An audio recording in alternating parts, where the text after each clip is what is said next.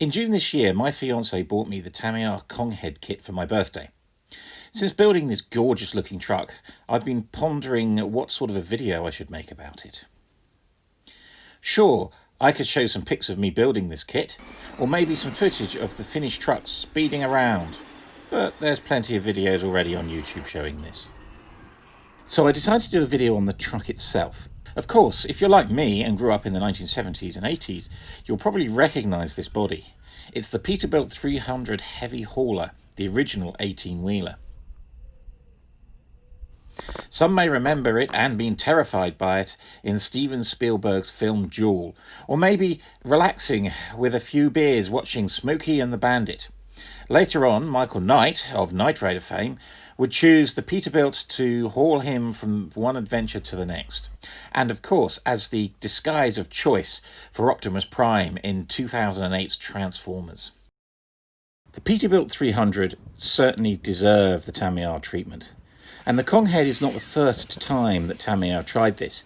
In 1989, Tamiya introduced this, the Bullhead. Based on the existing Clodbuster chassis, at 1/10 scale it was big, it was heavy, and its two-motor four-wheel drive system and single-servo four-wheel steering system was not the most reliable. Tamiya discontinued the Bullhead in 2004. Of course, if true scale is your sort of thing, Tamiya released the 1/14th true scale Peterbilt 300 in 1993. You can still get this, but you need to be a serious modeler with deep pockets to run one of these. Getting back to the Konghead, and indeed the spectacular machine under the body.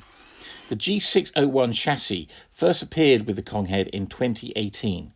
This clever design uses a gear train that runs the entire length of the chassis to transfer power to all 6 wheels. The chassis also has fitments for a second servo at the rear to fit rear wheel steering if the modeler wants to, although I really can't see why you wouldn't. So far, the G601 chassis has been the underpinnings for 4 Tamiya kits. The Konghead, the King Yellow Monster School Bus, the powerful Dynahead Crawler, and the impressive 1/24th scale Volvo Heavy Dumper. One of the advantages of the G601 design is its compact dimensions. As a result, the Konghead comes out at 1/18th scale, which makes it about the same size as the 1/12th scale Tamiya lunchbox. This odd scale does lead to a few problems, especially if you want to think about the full-size truck. Monster trucks have changed a lot over the years, but one thing that has remained constant is the tyres. Monster trucks have 66-inch diameter tyres. Now that's not to say that there haven't been a few oddities along the way, like the 10-foot tyres on this Bigfoot 4 in the 1980s. If you scale the Konghead up, its tyres would be 81.5 inches high. This picture gives an accurate idea of the scale. A real Konghead would be very big and very heavy. I don't expect that you will see it doing this sort of thing anytime soon. That's not to say that people haven't used the Peterbilt 300 for a monster truck build. This one is called Big Pete, and it's currently active in the UK. The Konghead was a really fun build, and it's a really fun truck to run. It's only my 3rd Tamiya after the Lunchbox